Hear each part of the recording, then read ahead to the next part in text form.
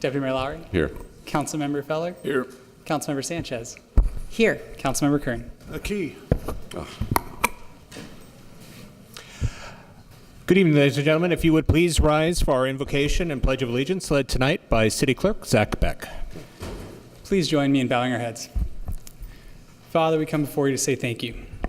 Thank you for the privilege, the blessing, the honor it is to reside here in the city of Oceanside. We come together tonight as a diverse community, a community of different backgrounds, different beliefs, different presents, and different futures, yet one common goal, and that is the betterment of this city.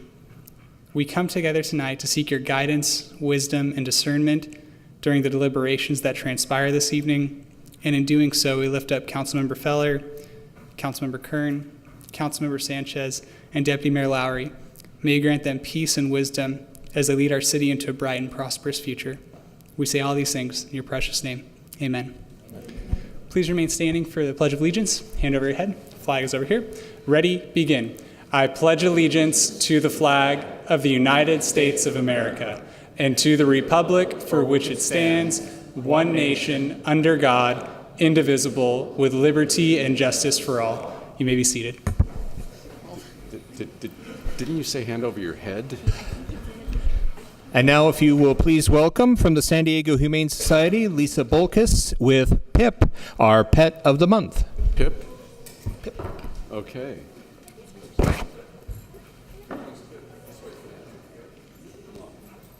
Pip is a happy dog. Yes, on camera. You want to eat the microphone? Yes. Hi, thank you. So this is Pip. She is a 7-year-old American Pit Bull Terrier. She has been in the shelter for over a year. She pulls hard. She, for 7 years old, you know, I can tell you she still has a lot of pep in her step. She loves to go for walks. She's kind of a puller, but, you know, short, fast-paced walks are wonderful. She loves people, absolutely loves people, loves belly rubs. That's what relaxes her, is the belly rubs. She's a staff favorite. She would do better as being the only dog in the home. We have had people with other dogs that, you know, if she was going to meet another dog in the home, she needs to do that at the shelter just to make sure that it's just like a love connection, a really good love connection before she could go home with another dog. Older children are better also. No stairs. She really prefers no stairs. She did come up the stairs today here really well, but she prefers a little more level ground. So, you know, her good walks and hiking should be just like on you know, a sidewalk or level hiking trails or something like that. She does have a couple of things going on with her. We had surgery on her eyes for an atropia issue, and that has been repaired. She will need eye drops for dry eye for the rest of her life. You know, we removed a cancerous mass. She's had a cruciate ligament injury, and we've been able to control that, and she's doing fine with just limited exercise, not a lot of rough playing or no jogging, things like that, and she's just doing fine. If anybody was interested in her, she's at the San Luis Rey location. That's 2905 San Luis Rey Road here in Oceanside. She will be going back to her foster mom when they come back from vacation, but she'll still be available for adoption and foster. That's our Pip. We call her a pitopotamus, lovingly. And then, so that's about Pip. I did want to mention this is National Dog Training Month, and the San Diego Humane Society does offer training classes, and you can go on our website to find out more about that at sdhumane.org. We give 20% off training classes for adopters and 50% off the training classes for our military. She's ready. She's a good girl. She's a really good girl. She's excited. Thanks for bringing her along. Careful, she'll pull. Yeah, she's pretty gung-ho. Thank you.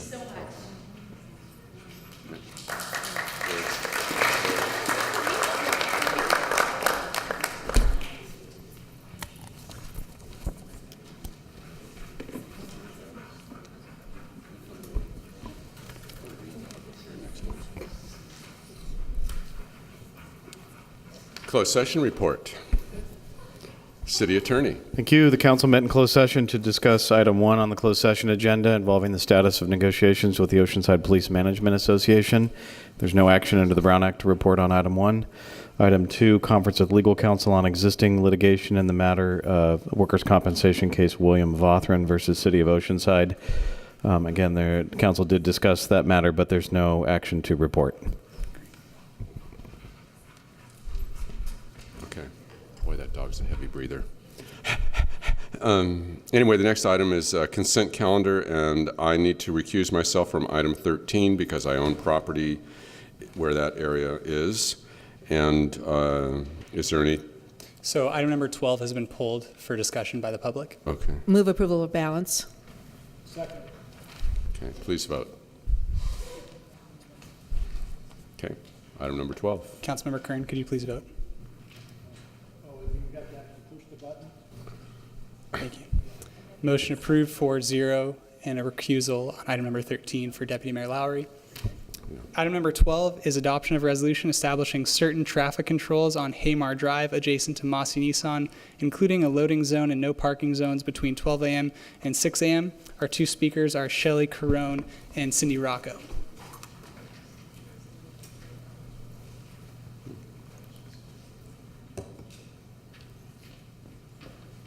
Good evening, council. Can you hear me? Yes. Okay. This has gone through the Planning Commission twice and has come before council twice. It was pulled the last time. I believe that it's clear that interfacing with North County Transit District and the city of Carlsbad needs a little bit more work before this project is approved.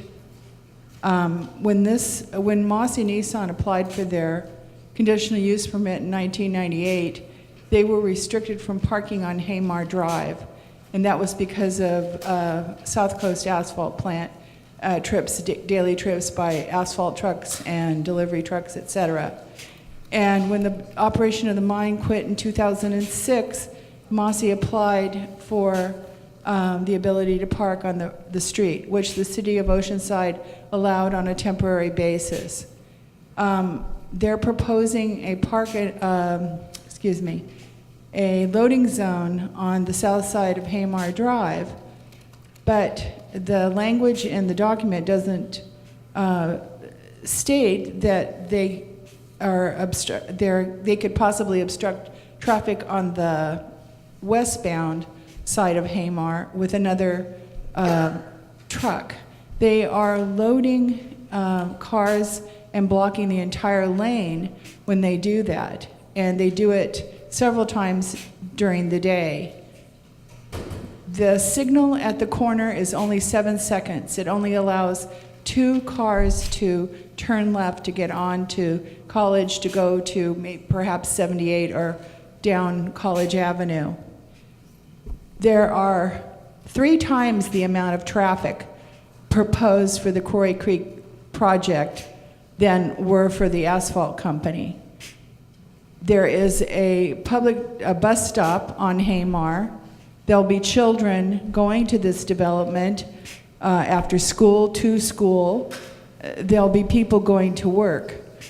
This really needs to go back and have a little more review.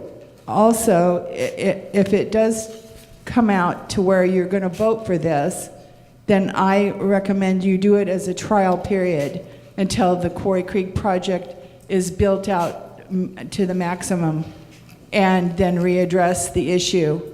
Because parking on the road, there is no place to yield if there's a car carrier. And it's really a safety issue. It's a public safety issue. Thank you. Our next speaker is Kristen Johnson, followed by Cindy Rocco.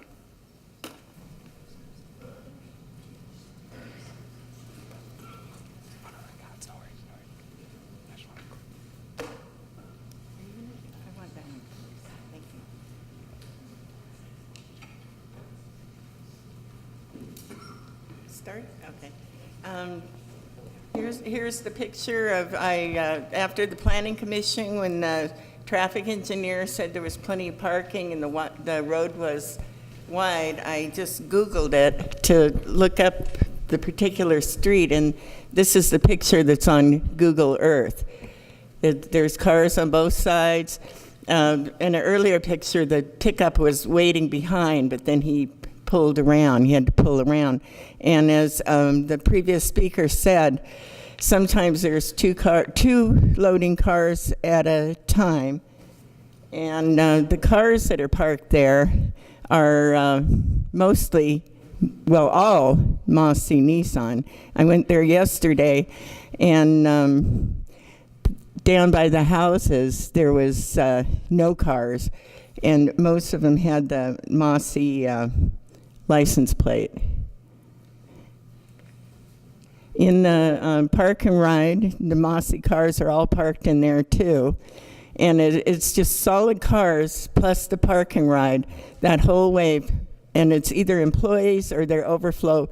I tried to take some of the pictures. There were a lot of them that still had the dealer tags in both areas.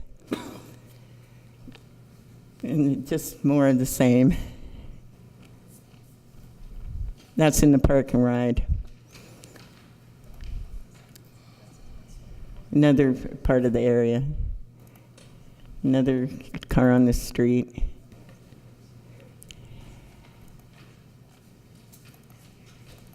And we saw the Mossy employee get out of that one and walk back over to the place.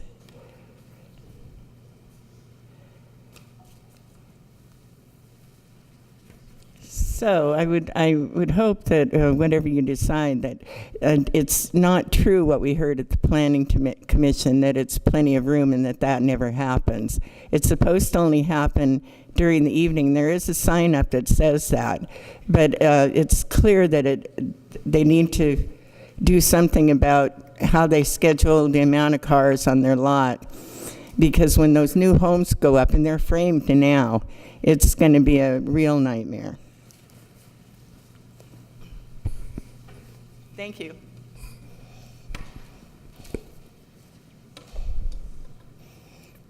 Hi, Cindy Rocco, Council, Honorable Council. I understand, I'm talking about item 12, and I'm going to request that we do possibly delay this item from approval. I understand our responsiveness to Mossy because of the sales tax revenue generated, and I get that. But we need to keep in mind that the lone Adobe residents family donated a mile of beach to the city of Oceanside and also commands a degree of respect. Until the 600 Quarry Creek development, the Hamar road users were the lone Adobe resident and Mossy test drivers speeding down and kind of seeing what kind of power the cars had. All this being said, the scenario has changed drastically related to the Quarry Creek development and the traffic to be generated from 600 residences. Mind you, I could not find the development plans or EIR for the dealership, but I do imagine there had to be a truck delivery plan and a certain lot capacity for their vehicles. But as Kristen's pictures showed, the Mossy dealership has expanded their sales lot to the street and the park and ride, and often blocking passage with delivery trucks. The Carlsbad project EIR specifically references, 1, no changes to Hamar are anticipated. The park and ride will become a bus stop and a bus turnaround lot. And 3, that Oceanside owned the traffic lights and the traffic demands because they spill right into our city. With preferably a cost-sharing partnership with Carlsbad, I request a commitment in support of our neighbors to conduct a full traffic study and establish a plan to mitigate the congestion at Lake and College, Haymar and College, Plaza Drive and College, Vista Way and College. I'll ask you to please amend this item and delay the passage. And I thank you so much for listening, and I look forward to a positive response. Thank you. No further public on this item. Thank you. Councilmember Sanchez. Thank you. I have been having some conversations with Ms. Shelley Crone about her concerns, especially since there are going to be, at build-out, it's going to be 600 new homes who will be using this road and this road only to come in and out. And right now, at this time, since there is another dealership, there is additional use of this road by the car dealerships. And so it's what's been happening is it's been difficult to drive through that road to be able to get in and out. And I've seen pictures above and beyond the ones that we saw tonight. I have seen pictures where when they're loading and unloading, it really does cause just traffic standstill. And as I understand it, I think Shelley told me that several times it was well over 45 minutes, well over an hour that they take. And there could be emergencies happening. So I understand, I've spoken to the city manager, and I understand that staff's position is it does not warrant a traffic study. Is that correct? Deputy Mayor Lowry and council members, that is correct. It does not require a traffic study. Well, I've looked at the resolution, and basically what I believe that needs to be added is there needs to be on-site traffic management whenever there is loading and unloading, because that way you ensure the public safety of residents driving on there. I understand that Mossy uses the road for test driving. It has been a nice, long, lonely road except for the residents at the far end, but it's no longer that situation. So I would ask that we go ahead and add that. I'm not sure how many times they do loading and unloading. I guess it's mostly unloading, but certainly that is a major kind of operation, and having someone to direct traffic when that happens ensures the public safety of everyone using that street. So staff, do you think that that would be something that would be reasonable to add? So Deputy Lowry and council members, I failed to mention David DePiro, city traffic engineer, when I first responded. This item is for a loading zone, and we've installed loading zones throughout the city.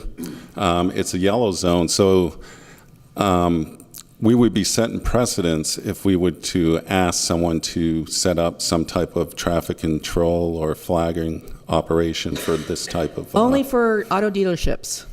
Only for... Yes. Well, this would be something, I mean, it's not something that's in our Which city we only code have these two. that we could require them to do, but we could certainly ask them if they would participate in this. And, you know, anticipating these questions were coming from Planning Commission, we went out last month and did a 45-second video to show exactly how the loading or loading of one of these car carriers would take place up against the curb as part of this loading zone. And if the council wishes, I could show that 45-second video just to show you how we anticipate the operation to happen.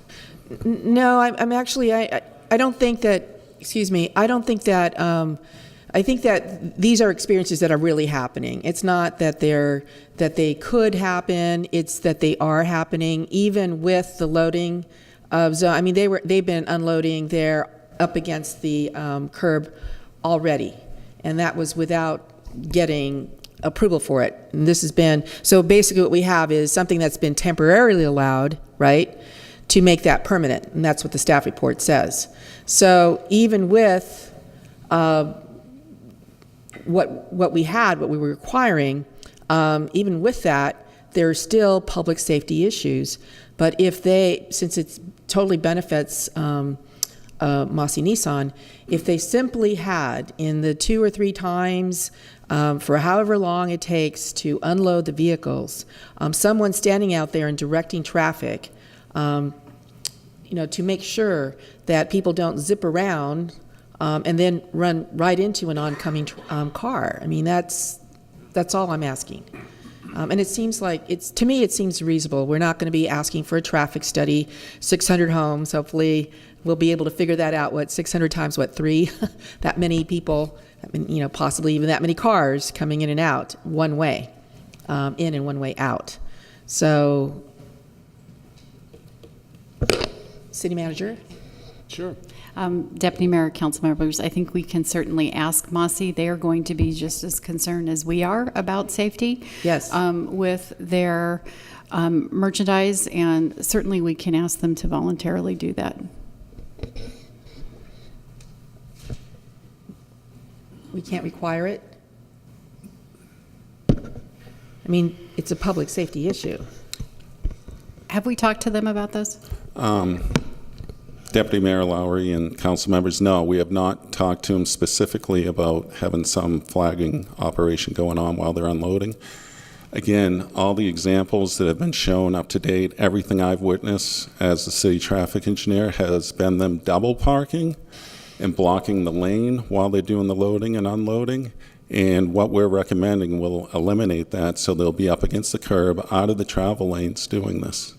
So they won't be in the travel lanes doing the unloading of vehicles. Well, the cars have to go somewhere other than, when they get unloaded. They're going to be entering the traffic, and there's going to be people directing that, right? At this point, no, but again, I have a 45-second video that would clearly show how this operation would work. They were kind enough to send a car carrier over so we could videotape it. So and you have that with you? Yeah, it's ready to go. Okay.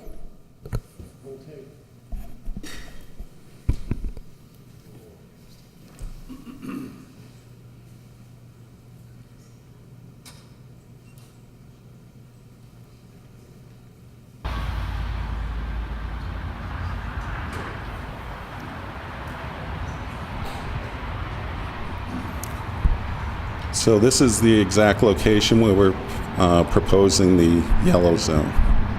It's up against the curb, and you can clearly see that both the east and westbound travel lanes are clear.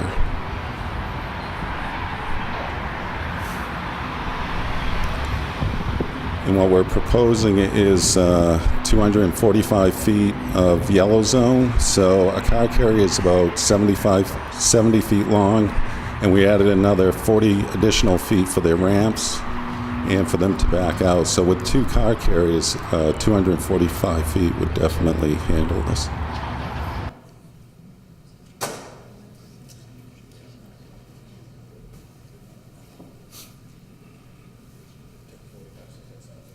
Thank you very much for the video. I still have concerns.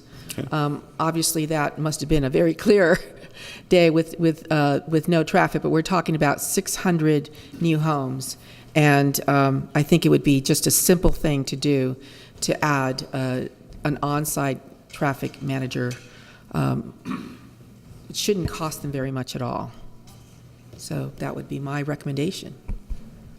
And that would be my motion, that we add a traffic management, on-site traffic manager just during the unloading. Councilmember Kern. Thank you, because it seems like the video, this resolves the problem because it keeps the traffic lane open. I would be probably a little bit more encouraged if they put out an orange cone, just like any other industrial area where they have stopped, but, just to talk to them about that.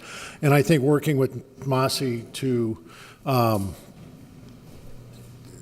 work with the unloading zone, because I think this solves your problem. I mean, the idea that you were talking about the double parking, it keeps both traffic lanes open, they pull out. So this is, I think, a really good solution to what the problem was. So I'm going to move staff's recommendation forward. Thank you.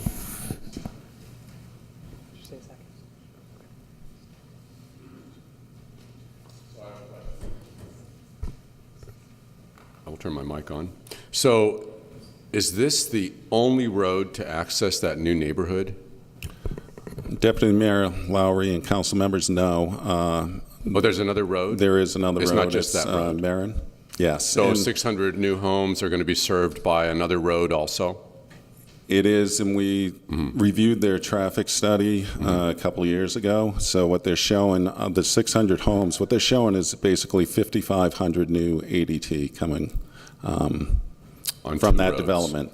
62% is coming on Hamar, and then the other 38% will be on Marin Road.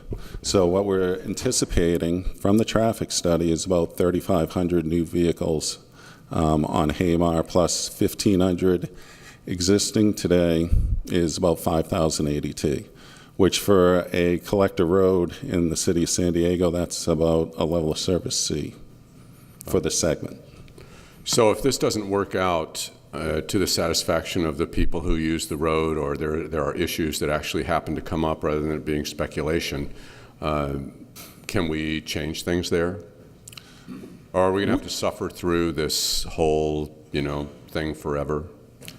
We'll certainly be reviewing it as time progresses and the development takes place. I would assume most people out there that drive take the path of least resistance. So if they're seeing, the segment's pretty well defined and operates okay. It's once you get to College Boulevard and the intersections along College Boulevard, and that's where there's quite a bit of congestion, as everyone knows. So that's really going to be the critical path, is once you're on College so much. So again, if people feel it's uncomfortable on Hamar, yes, I could see them taking the alternate route. And we will be observing it as time goes on. Sure. So essentially it is a trial, because we're going to approve it and then we're still going to monitor it, like you just said. Yes. Yes. Okay. Thank you. Councilmember Kern. Just one quick question. The mention about the 7-second traffic light, is that going to be adjusted as Quarry Creek comes online?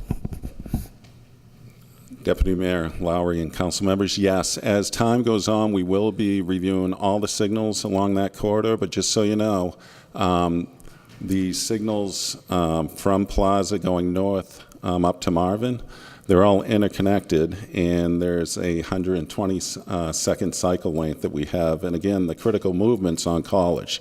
So if we start taking time away from College and giving it to some of these side streets, then we're taking away from the major thoroughfare. Thank you. Okay. Let's please vote. Motion approved, 3-1. Sanchez, no. Would you like to go to item number 14? Item number 14. Yes, item number 14 is adoption of a resolution to certify and approve the hiring of Jose Martinez as an hourly extra help consulting assistant effective January 10th, 2018, in the amount not to exceed $36,135 per year to fill a critically needed position in the Police Department Backgrounds Unit. Chief, welcome. Thank you, Honorable Deputy Mayor, council members. The police department utilizes retired police officers on a part-time basis to perform our backgrounds on new police officers. We started doing this a number of years ago as a cost savings measure so that we are not taking full-time police officers off the street to perform this function. We have recently lost 2 of our background investigators as of December 31st, and we will be losing another one next month in February. So we would like to bring Jose Martinez on board, who just retired. He has extensive experience in investigations, who we feel will be an asset for us and will be able to ensure that we are hiring quality police officers here for the city of Oceanside. I would ask that you move forward with our recommendation and approve this item. And I'm available for any questions that you may have. No public on this item. Thank you. Councilmember Sanchez. Move adoption. Second. Please vote. Motion approved, 4-0. Thank you very much. Thank you. I'd like to go to item 20. Yes, item number 20 is a request by Deputy Mayor Lowry and Councilmember Sanchez to bring forward a resolution of the City of Oceanside in support of transgendered members of the armed forces. No presentation, no discussion? We have a lot of speakers on this item. Did you want me to bring? How many do you have? One moment.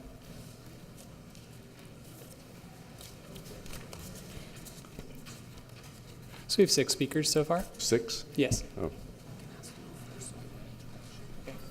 Max would like to speak first. right now?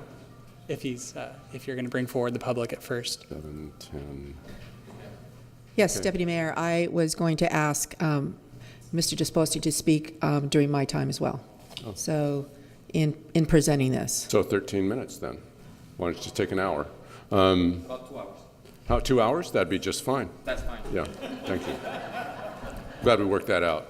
Do I have a translator too? Thank you. Yes, you'll receive a bill for that. Okay. Good evening, everyone. Council members, Deputy Mayor, thank you for having us. I would like to start with a quick 2 minutes movie preview. I believe it's right here.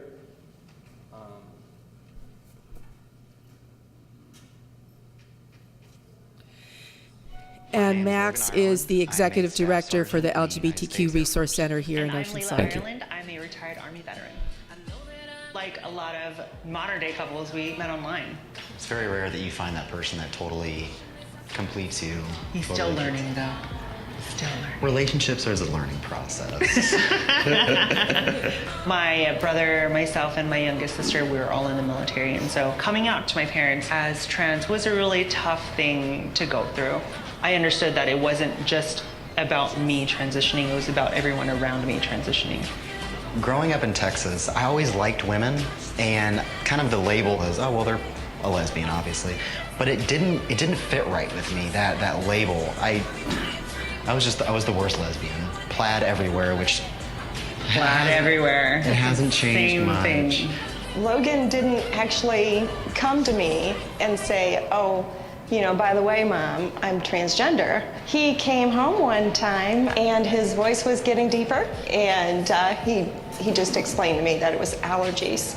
I had to call him out on the carpet. I was like, yeah, no, I'm your mom. I know what's going on. It's complicated, but President Trump tweeted out that transgender people should not be allowed to serve in the military. Though at the time they were just tweets, it then got to be a memo sent directly to the Pentagon. As a veteran who served in the military as a trans person, reading those tweets was devastating for people like us. So I remember when Ellen tweeted this, we should be grateful to the people who wish to serve, not turn our backs on them. Banning transgender people is hurtful, baseless, and wrong. Those words speak volumes, you know, to our community, to the military, and how we need to come together. Anybody that meets any of our trans military members, they would not even question if they were fit to serve our country. And it feels really disheartening for a president to not have our back when I would give my life for him, and I would give my life for anybody in this country. Okay, thank you so much for watching.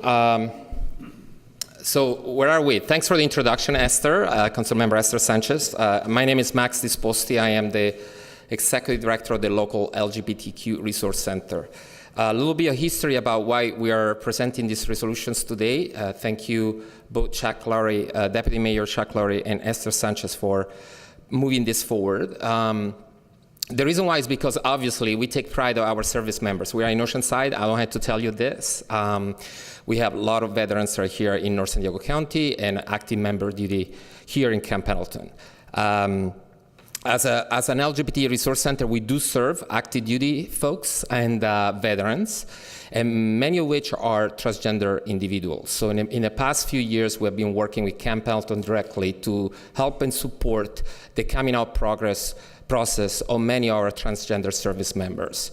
Thousands of them actually live in the premises of San Diego County.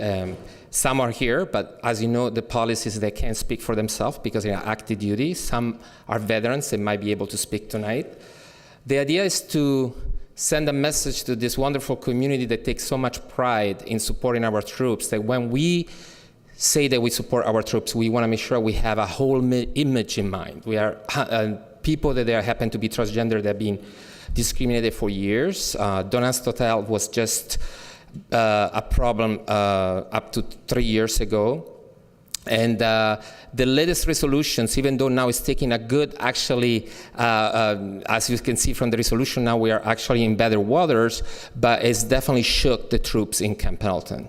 We work with a lot of transgender active duty. Some of them are sergeants leading the troops to war, and they felt like caught in the middle of the conversation. So even though there were not real policies in place that affected the service of this individual, in reality has affected the emotional stance.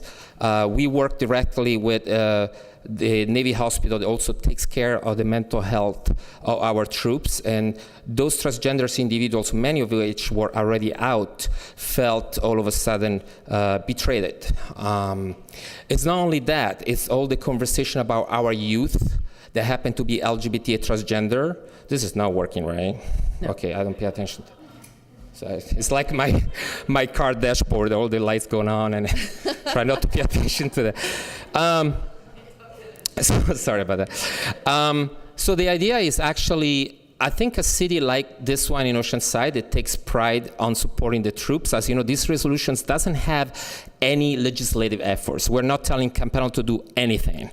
Actually, the law is already in place, as a matter of fact, but we are sending a strong message of solidarity to those troops and service members and veterans, some of which became homeless and in our streets because of the past Don't Ask, Don't Tell, because they couldn't have the support that they were reaching out for.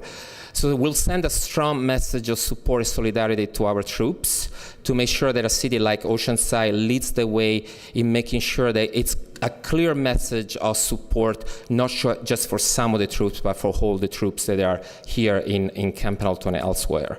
A little bit also in reality, so we have been working in Camp Pendleton in the past few years with Lieutenant Jessica Bland from the Navy Hospital. She just was deployed in another city, but I worked with her extensively about understanding the dynamics of our trans troops here in Camp Pendleton, which are directly affected again by this conversation, and making sure that we provide all the support that we can.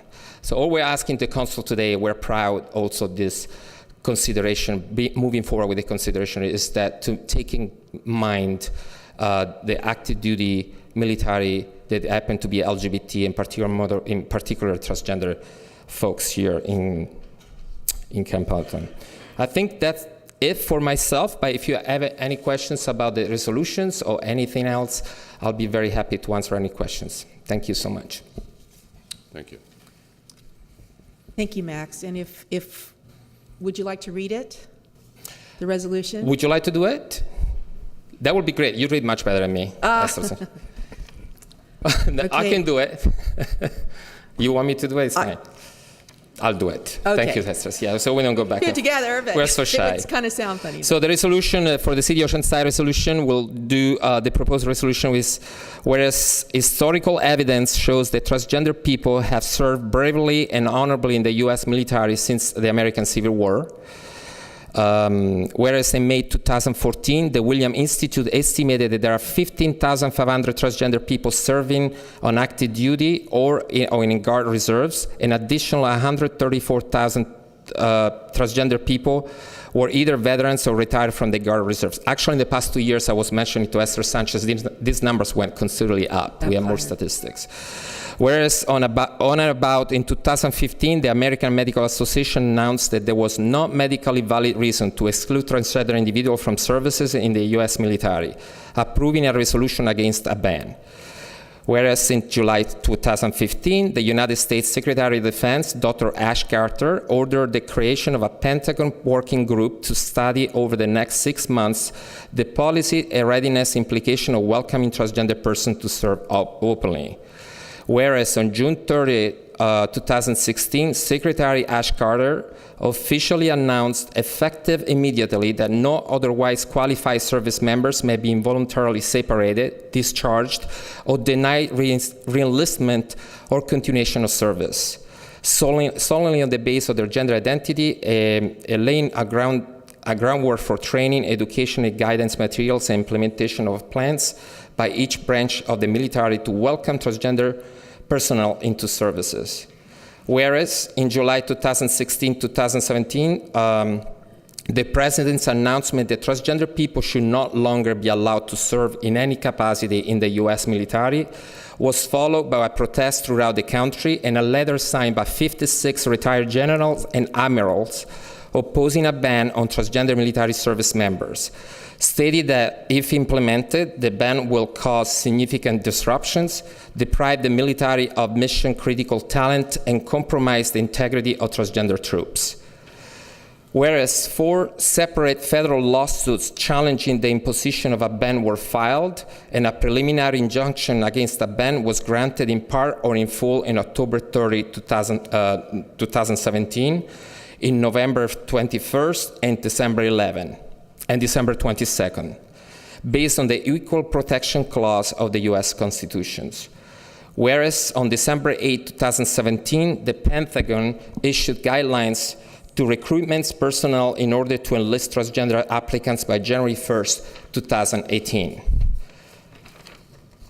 Whereas on or about December 30th, the Department of Justice withdrew its legal challenges to the federal court rulings, paving the way for transgender people to openly enlist in the U.S. military beginning on January 1st, 2018.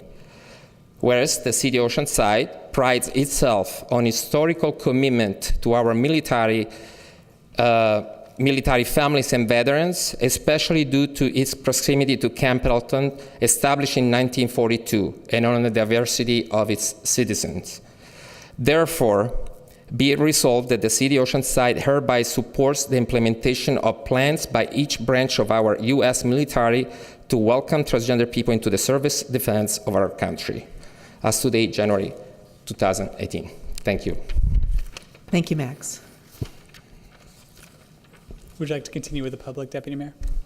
Great. Our next 2 speakers are August Butterbush and Rel Gone.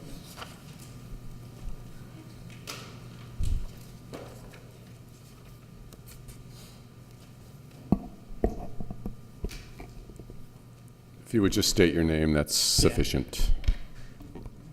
Hi, my name is Rel Goen. Hi, I'm August Ruderbush. To this Oceanside City Council, I would like to say thank you for considering this inclusive referendum in support of transgender troops. I am a gender nonconforming youth. It gives me hope to live in a city that recognizes transgender people. It gives me hope that I will be able to do anything I want to do with my life. By standing on the right side of history, the City of Oceanside is demonstrating to our youth that their existence is validated and that they can stand up for their rights. Thank you. Hi, I'm here to show support for this resolution as a transgender military child. Like, watching my dad as I was growing up, kids always want to be like their parents, right?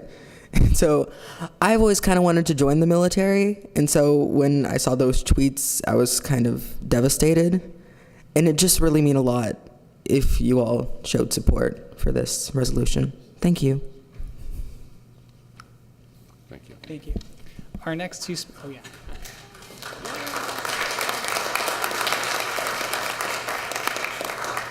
Our next 2 speakers are Major Paige Byron and Kara Schumer.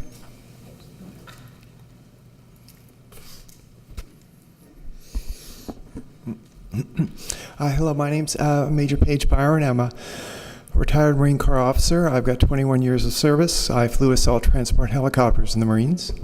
I also transitioned about 15 years ago, so I am a trans person who served on active duty. And I flew helicopters on and off ships in good weather and bad, and clearly I'm still here. So I want to thank you for your support of this bill. It gives the people that I know who are transgender on active duty hope that the community out there actually supports them. The military can be somewhat patriarchal, and it can be a very difficult environment for transition. And for them to know that the community outside supports them really makes a big difference. So I want to thank you very much.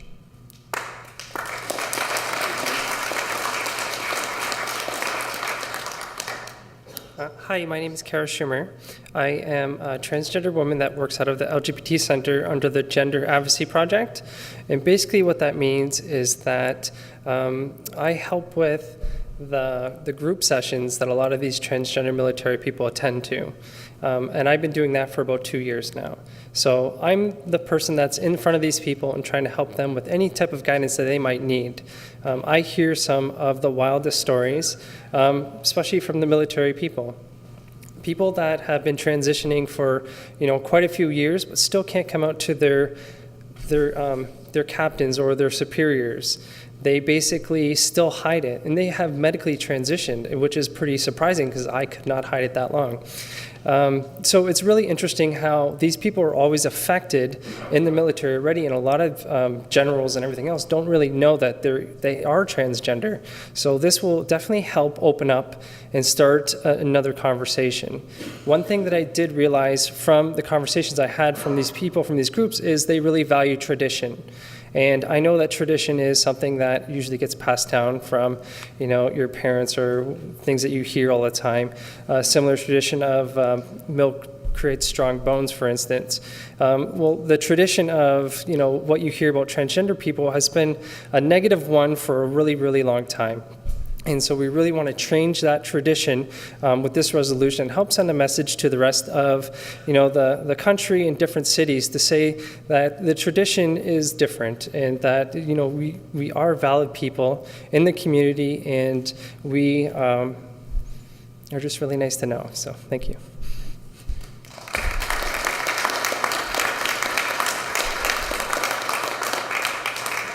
Our next two speakers are Kathy Molig and Maria Sharma.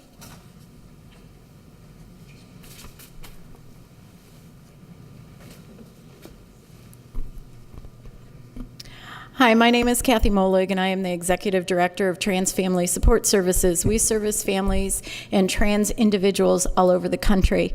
I can tell you that in July, when the tweet came out, my phone lit up at 5:30 a.m. and didn't stop until after 11 p.m. I have several active duty trans individuals that I work with, and they were scared for their livelihoods, and they were scared for their lives. Oceanside putting out this resolution is a huge statement forward to the trans community. The Williams Institute, which is the research arm of UCLA, recently put out a new study that 1 in every 137 youth identify as trans or non-binary. That's a huge number of young adults and young individuals coming up in our ranks that are going to want to serve this country. And being able to know that their local city has their back is going to be a huge statement that's made. The last 6 months have been a roller coaster for our service people, for our veterans, and for our young children of active duty service members. They have been concerned about losing their medical coverage, they have been concerned about their future, and they're concerned about their parents' trajectory in their own occupation, knowing that they have out trans individuals in their family. So you have sent a huge, strong message of support to these individuals, and in particular to our youth, and we're very, very grateful for that. Thank you.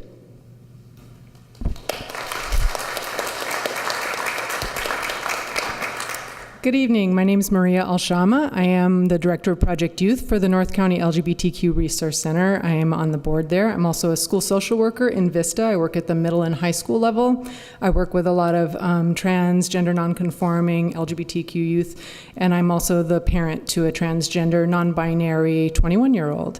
I want to thank you for considering this resolution today. It's very exciting. The two words in the resolution that really stand out to me are welcome and support. These are two things that often our transgender folks do not find in their communities at all. I work with youth who want to join the military, who talk to me about it at the high school level, and to be able to start to say things to them like, the city of Oceanside has this proclamation in support of you doing that. That's huge. To be affirmed and welcomed and supported like that sends an incredible signal, and I'm really excited to see Oceanside on the forefront of doing something like that for our trans community. Thank you. Thank you.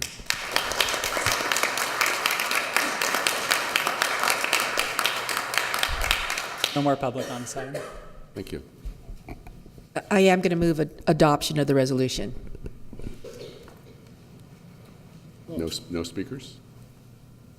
You guys are the presenters. Are you guys done? You guys get to close, right? Right. Yeah, okay. So.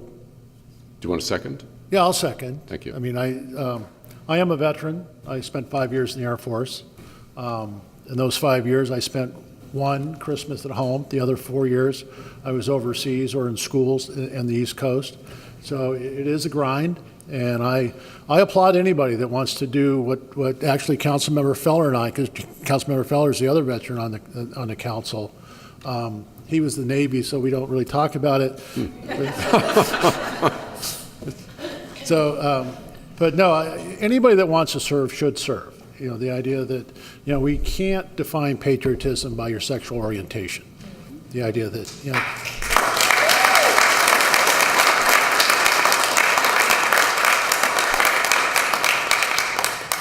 The idea, you know, we do still have recruiting problems in the military. A lot of people don't want to join.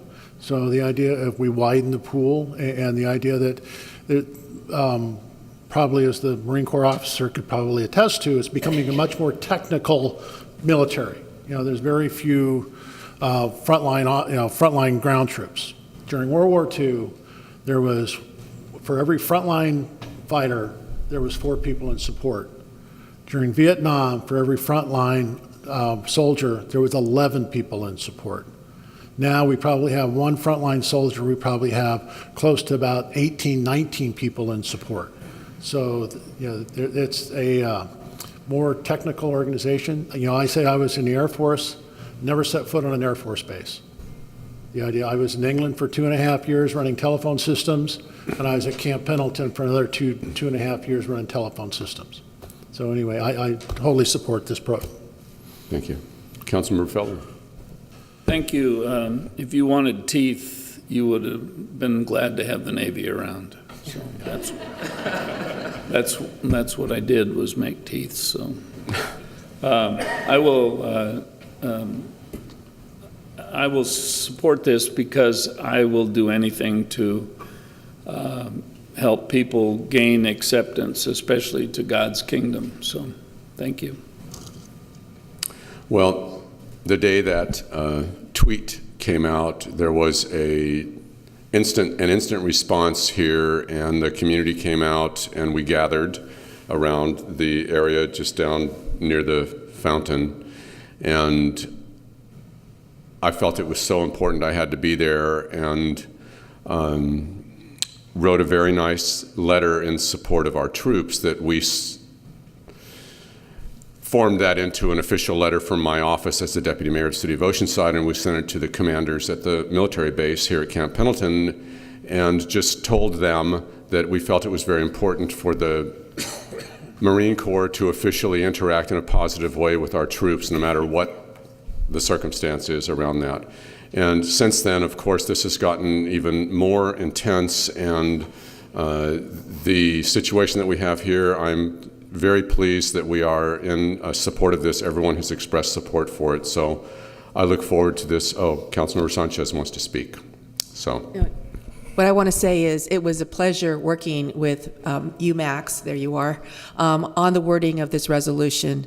I certainly learned a lot. Transgender folks have been defending our country and putting their lives on the line since the Civil War, years and years. And this is a historical time, and I am so proud that our city is standing up with everyone, including transgender folks. This is so important, so historical, and I am so proud of our city. Thank you very, very much.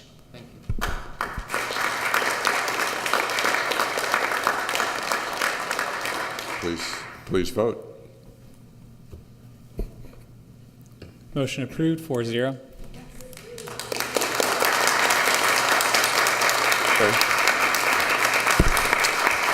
We are going to take a 5-minute break until 6 o'clock, and then we'll get back onto the agenda. Thank you.